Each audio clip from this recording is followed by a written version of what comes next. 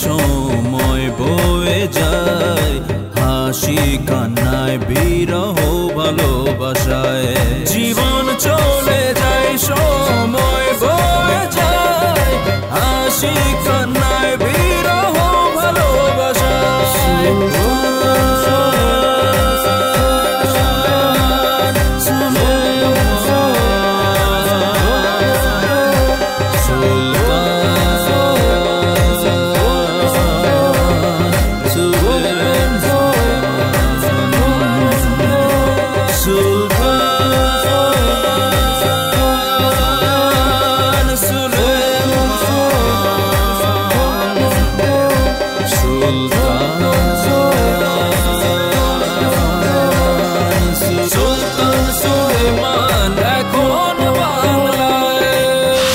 সুলতান সুলেমান এখন বাংলায়। এখানে রাজা বাদশা নিয়ে কথা হচ্ছে, চোর চোরানি নিয়ে কথা হচ্ছে না। তুমি তো দেখি অনেক ব্যাক ডেটে চলে গেছো। তুমি জানো দেশ চালায় কারা? রাজার নাজির, উজির। উজির। হ্যাঁ, আমি যখন হব রাজা, তুমি হবা নাজির। ক্লিয়ার? তাহলে কইতাছেন যে এই কাঁঠাল দিয়ে আজকে তরকারি হইব? হ্যাঁ, কাঁঠাল দিয়ে তুই আজকে কাটবি, সবকিছু করবি। আচ্ছা, কোনো সমস্যা নাই, কাঁঠালের তো আর কোনো অভাব নাই। অনেক গাছ আছে, অনেক কাঁঠাল আছে। আয়েন আমার দেখান কোনটা কোনটা কাটতে জবাই করে আমি তরকারি বানাইছি। আর এই হালাই কি ওই পুরান ঢাকার ওই হালা না? আরে গুলিস্তানে রিকশা চালাইতে যে রিকশা কত ঘুরছি না দুইজনে। বাহ, খুবই অমায়িক নাম তো। এই ধরনের নাম তো আগে কখনো শুনি নাই। আগে তুমি শুনবে কি করে? আগে কখনো কি তুমি এরকম একটা রাজ দরবারে দাঁড়ানোর সুযোগ পেয়েছো? না, তা পাই নাই, কিন্তু তারপরেও একটা কথা আছে না। নেক্সট।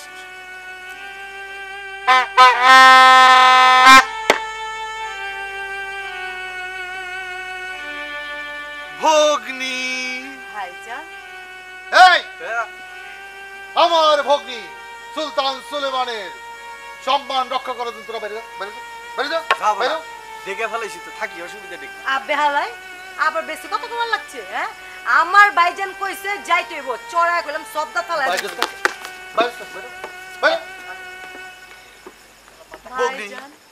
ভগ্নী, তুমি রাজপ্রাসাদে কেন? কি হয়েছে বলো? আমি শুনেছি আপনি নাকি খাসকামরা প্রধান কাকিয়ে নিয়োগ করেছেন। হ্যাঁ, খাসকামরা হিসাবে নিয়োগ দিছি। ওই যে আমগো পাচক শরীফ আছে না, আর আমি রান্না করে যে হ্যাঁ, আর ওই যে হ্যাঁ নিয়ে আইছি আর কি, একটা ছোট ভাই সদর ঘাটার গুলিস্তানে যে চিন্তাই করতো আমগুলো। আবে হালা কি কইতেছেন? ও বলেছি আসিসটা কি? ও আসিস তো বলেছি। তো চিন্তাই গাড়ি আছিল। তো কি হচ্ছে, আমরা কি ভালো ছিলাম নি? তা ঠিকই কইছেন। যাই হোক ভাইজান, ও আপনার খাসকামরা প্রধান, হ্যাঁ, তাকে কিন্তু আমার পরীক্ষা দিতে হবে। অবশ্যই পরীক্ষা দিবে। আমাদের সুলতান সুলেমান, আমাদের একমাত্র বোন। সেই বোন যদি খাসকামরা প্রধানের পরীক্ষা না নেয় তাহলে নিবেটা কে? ঠিক বলেছেন ভাইজান। সুলতান সুলাইমান আমার দুটি প্রাণ, আমার ভাইজান। আমি কি তাদের প্রাণ কারো হাতে এমনি এমনি সঁপে দিতে পারি ভাইজান? আব্বে হালা আসিস লগে না তোর ইটিস পিটিস ছিল? ভাইজান, হ্যাঁ, আমি হেরেমে যাওয়ার অনুমতি চাইছি। হেরেমে আমার অনেক কাজ পড়ে আছে। শুনেছি অনেক সুন্দরী সুন্দরী নতুন নারীরা এসেছে, তার মধ্যে একটি নারী নাকি খুব চমৎকার সুন্দর। আমাকে সেটা সুম্বুলাগা বলেছে। বেহালা যাস্তা কেলা জাগা যা ভাইজান, হ্যাঁ, আপনি আমাকে অনুমতি। অনুমতি অনুমতি জাগা। কোন প্যাচের মধ্যে কি? এই উফ, এই কি আছিস?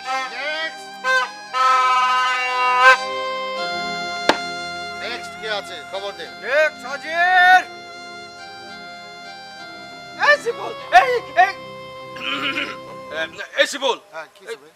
কি ব্যাপার বুঝলাম না। আমার এই রান্নার ঘরে ঢুকাইয়া আগুনের ভিতরে আমি কি আগুন ফোয়ামো নাকি? হ্যাঁ, এসব আমার কাজ ভালো লাগে না। তুই আমার একটা অন্য কাজ দে।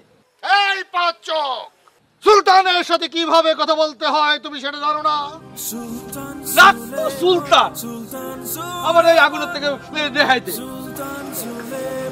এই পাচক, এই এত বাঁশিটা মুড়ে তুমি একটা ঠিকমতো কথা কা। তোর সামনে আমার কেমনে কথা? ভাই আপনি যে রাঁধছেন রান্নাটা কিন্তু খুব ভালো হয়েছে। ভালো হবো না? রান্নাটা কার? রান্নাটা ওই যে পপুলার গ্রুপ আছে না, এই পপুলার গ্রুপের এই হলদি মরিচ এই সব গুঁড়া দিয়া, আবার ধনিয়ার গুঁড়া দিয়া, জিরার গুঁড়া দিয়া, এই মশলা দিয়া পাকাইতাছি, বুঝছিস না? এই পাচক, তুমি আমাকে তুই তুই করে বলছেন কেন? জাহাপনা। হ্যাঁ জাহাপনা। সঞ্জীবন, জাহাপনা। পাচক যেহেতু খুব ভালো রান্না করছে, তাকে কিছু ইনাম দেওয়ার ব্যবস্থা করো। এখন বিয়ে গোল বাজিয়ে তাকে বিদায় করো। একটা কথা ছিল জাহাপনা। কোনো কথা নাই। কি বলতে চায় শুনি, বলো। কথাটা হলো গিয়া, এই আমাকে যে চাকরিটা দেওয়া হয়েছে সেই চাকরিটা কিন্তু আমার মোটেও পছন্দ না। একটু ঘুরিয়ে চাকরিটা দেওয়া যায় না? আর যদি একবার একটু সুযোগ করে দেওয়া যায় উপরে। আপনি তো হালে বহুত ডিস্টার্ব মিয়া। আপনি তো সিলেট যাওয়ার জন্য রামসিন কিলিয়া, রামসিন দেখে তো বড় ভাই আপনার দায়িত্ব দিচ্ছে, আপনি হেরে কইতে পারেন না? ওইটা কি আমি রাঁধছি নাকি? ওইটা তো সবাই রাঁধছে, আমিও রাঁধছি। সঞ্জীবন, বাজাও, ডিস্টার্ব বিদায় করো। যাইতাছি যাইতাছি, খালি করস বদমাস কথা কর, অসভ্য। সঞ্জীবন, জাহাপনা। আর কেউ আছে? আর মনে হয় কেউ নাই, ঘুমাই পড়ি বাজ্যা। ওরা ওরা এই বাজ্যা ঘুমাই পড়, যা যা আজকে ছুটি।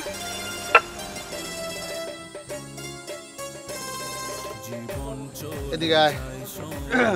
এনে বসকে পিছে আয়। আচ্ছা।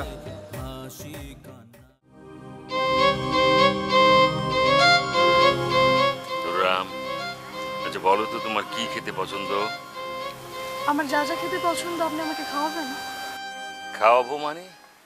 এই যে হেরেমে এত লোক রেখেছি, সবই তো তোমার জন্য, তোমার যাতে কষ্ট না হয়। জানেন ওরা আমাকে অনেক কষ্ট দিয়েছে, অনেক নোংরা পরিবেশে থাকতে দিয়েছিল আমাকে। আর কষ্ট হবে না হুররাম, আমি সবাইকে বলে দেব, আর কোনো কষ্ট যাতে তোমাকে ওরা না দেয়। হেরেমের সর্বোচ্চ স্থান যাতে ওরা তোমাকে দেয়। কিন্তু আমার খুব ভয় লাগে। ভয় হবে কেন? ভয়ের কিছু নেই তো, আমি আছি না তোমার সাথে। কিন্তু আপনি তো আপনার রাজ্য পরিচালনার কাজে ব্যস্ত থাকেন। যতই ব্যস্ত থাকি হুররাম, এখন থেকে আমি তোমাকে সময় দেব, যেভাবে তুমি চাইবে। সত্যি তো নাকি একটু পর আবারও ভুলে যাবেন? ভুলবো কেন? সুলতানের তো এক জবান, এ সুলতানের মুখ থেকে যা বের হয় সবই এ রাজ্যের ভিতরে আইন হয়ে যায়। এ রাজ্যের আইন প্রণেতা আমি এবং আমি। কিন্তু আপনাকেও তো আমার খুব ভয় লাগে। আমাকে ভয় পাও তুমি? কেন? আমি তো এর আগে তোমার সাথে এভাবে কখনই কথা বলিনি। আমি শুনেছি রাজারা অনেক খারাপ হয়, অনেক অত্যাচারী হয়, অনেক নির্যাতনকারী শাসক হয়, সেজন্য আপনাকে আমার খুব ভয় লাগে। তুমি ভুল শুনেছো হুররাম, তোমার ধারণা সম্পূর্ণ ভুল। আচ্ছা হুররাম অর্থ কি? হুররাম অর্থ হচ্ছে সুন্দর মন। তা আমি কি খুব সুন্দর নাকি? তুমি অনেক সুন্দর, অনেক অপরূপা। আপনি একটু বাড়িয়ে বলছেন তাই না? আমি বাড়িয়ে বলছি না, প্রকৃতির সৌন্দর্য তোমার কাছে হার মানে। উফ, এত প্রশংসা আমি আর নিতে পারছি না, আমার খুব লজ্জা লাগছে। লজ্জা পাচ্ছ তাই না? আমার দিকে তাকাও। শোনো, তোমাকে একটা গুরুত্বপূর্ণ কথা বলি। এই মহলটা সবই তোমার জন্য, তুমি যেভাবে চাইবে, যা চাইবে।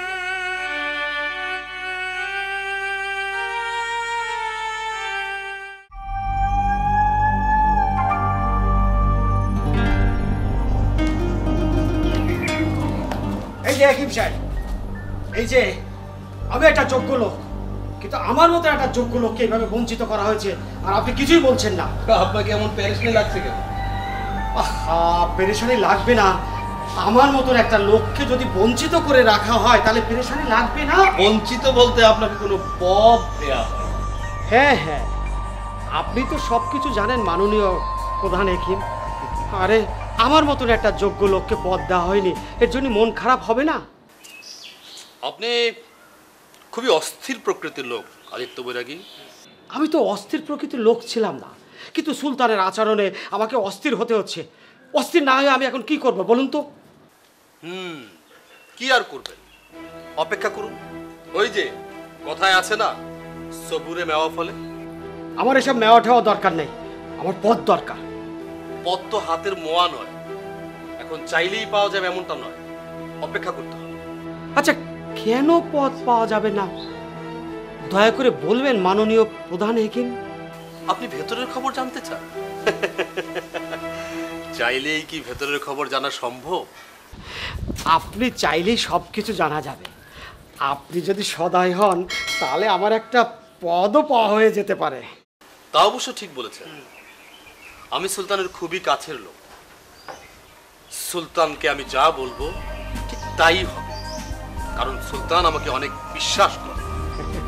আমি জানি মাননীয় প্রধান হেকিম, আপনি সুলতানকে বলে আমার জন্য একটা পদের ব্যবস্থা করেন। তো আপনি কি চান আদিত্য বলে? নামের সাথে আবার বৈরাগীও লাগিয়েছে। বৈরাগী আমার বংশীয় পদবী না। এই কখন যে লোকজন আমার নামের শেষে বৈরাগী যোগ করে দিয়েছে সেটা আমি জানি না। আর এখন সবাই আমাকে আদিত্য বৈরাগী বলেই ডাকে। হাসালেন। যাই হোক, আমি আপনার চাওয়াটা আগে শুনি। কি চান আপনি? মানে আমি তো চাই এই মন্ত্রী পর্যায়ে একটা পদ হলেই আমার হবে। চাওয়াটা একটু বেশি হয়ে গেল না? এত বড় পদ শুরুতেই পাওয়া যাবে না, ধৈর্য ধরতে হবে। তাহলে উপায়? উপায় আপনি ভাবতে থাকেন, হয় ভাবুন, না হয় পাবনা চলে যান। ভাবনা? শুনুন, আপনি ভাবতে ভাবতে পাবনা দিয়ে আপনাকে যেতে হবে। সুন্দর একটি সহজ উপায় আছে। আপনি সুলতান এবং সুলেমানকে খুশি করে দিন, সব ব্যবস্থা হয়ে যাবে। কিন্তু কিভাবে? বুঝতে পারেননি তো? উফ, আপনাকে সবকিছু ভেঙে খুলে বলতে হয়। হ্যাঁ। হুররামের চাইতো সুন্দরী একজন অপ্সরা নিয়ে আসে। আপনার পদ, পদবি, অবস্থান সবকিছু আপগ্রেড করার দায়িত্ব আমার। আমার মতন লোকের দ্বারা এ কাজ করা তো খুবই অসম্ভব ব্যাপার মনে হচ্ছে। আপনি চাইলেই সব পারবেন। যেমন আপনি নিজে নিজেই সুলতান হতে চাচ্ছেন, বাজার থেকে শুরু করে হাট বাজারে সবখানে নিজেকে সুলতান জাহির করছেন। সেটা যেমন পারছেন, এটাও পারবেন। তবে এখান থেকে যদি চান, সব হবে। হ্যাঁ, ঠিক আছে, আমি বিষয়টা একটু গুরুত্ব সহকারে চিন্তা করছি। আপনি যে সুলতানের খাস লোক সেটা আমি জানি। আপনি দয়া করে আমার একটা ব্যবস্থা করে দেন। ঠিক আছে মন্ত্রী।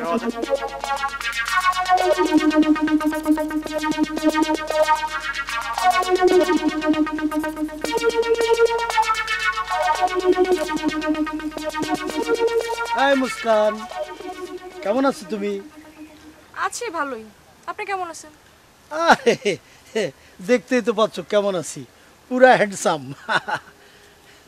তা আপনি না মন্ত্রী মানুষ, আপনি থাকবেন বড় জুব্বায় মতি দিয়ে ঢাকা, আপনার এই অবস্থা কেন? শোনো, আমার ওই জুব্বা জুব্বি পরার মন্ত্রী ওর বয়স তো হয় নাই।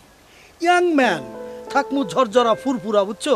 এই যে দেবো মনে করে ড্রেসটা পরছি, পরার পর রাস্তাতে যে হাইটে আসলাম, সবাই খালি তাকাই রয়েছে, যাইতেছে একজন, বুঝছো? তা তোমার পায়ে ভালো হয়েছে। এখন মনে করো যে একটু বুঝতে চেষ্টা করো আমার বিষয়টা আর কি। মানে আপনি কি বলতে চাচ্ছেন? আরে তুমি খেপে যাইতেছো কেন? খেপার কিছু তো বলি নাই। শোনো, আমি তো মনে করো যে বিয়ে শাদী করি নাই, তাই না? একটু অল্প একটু বয়স আমার বেশি হয়ে গেছে, অসুবিধা নাই। এইগুলো মনে করো টাকা পয়সা, তারপরে ধন দৌলত, এগুলো তো কম নাই। আবার শুনতেছি যে আমি যে মন্ত্রী, আমার নাকি একটা প্রমোশনও দিবে, সুতরাং অসুবিধা কি, তাই না? আপনি সেই মানদাতের আমলের মুরব্বী লোক, আপনি এগুলো আমারে বলতেছেন কেন? বিয়ে করবেন ভালো কথা, আপনি যাবেন ঘটকের কাছে, আমার কাছে কি? রাখো রাখো, আমার মুরব্বী কইলা মানে? এরকম একটা ইয়াং ঝরঝরা পোলারে তুমি মুরব্বী কইলা, এটা কিন্তু মানতে পারলাম না। তুমি আর যাই কও, রাগারাগি করো ভালো কথা, কিন্তু এই মুরব্বী বলবো না আমাকে, ঠিক আছে? এইটা আবার আমি মানতে পারি না, ঠিক আছে? ওরে আল্লাহ, আবার মাইন্ডও করে। আচ্ছা আচ্ছা, বুঝছি, আপনি জান তো, আপনার কাজে যান। আচ্ছা শুনো, বুঝছি তোমার মাথাটা একটু হট হয়ে গেছে, অসুবিধা নাই। তবে আমি তোমার একটা টপিকস দিয়ে গেলাম, বিষয়টা নিয়ে তুমি একটু ভাইবা দেখো। শুনো, এখন ওই যে মনে করো যে তরুণ যেসব পোলাপান, এখন দ্বারা কিন্তু টাকা নাই, ঠিক আছে? মনে করো যাদের কাছে একটু সলভেন্ট, যাদের কাছে যায় তুমি একটু শান্তি থাকতে পারবা, এইগুলোও তোমাদের একটু ভাবা দরকার আছে। তোমাকে আমি সময় দিয়ে গেলাম, ভাবো। রাগ করো না, আমি ভয় পাইছি, আমি ডরাইছি। তোমার এই রাগ দেখলে আরে বাবা না, অবশ্য সুন্দর লাগতেছে তোমাকে, সুইট, বিউটিফুল। আসি তাহলে মুস্কান। আসছে আমাকে শিখাইতে, আমি আর কিচ্ছু বুঝি না। ধান্দা কি?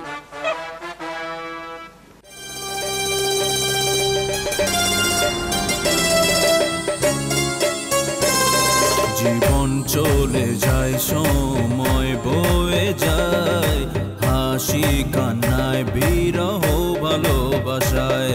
জীবন চলে যায়, সময় বয়ে যায়, হাসি কান্নায় বিরহ ভালোবাসায়।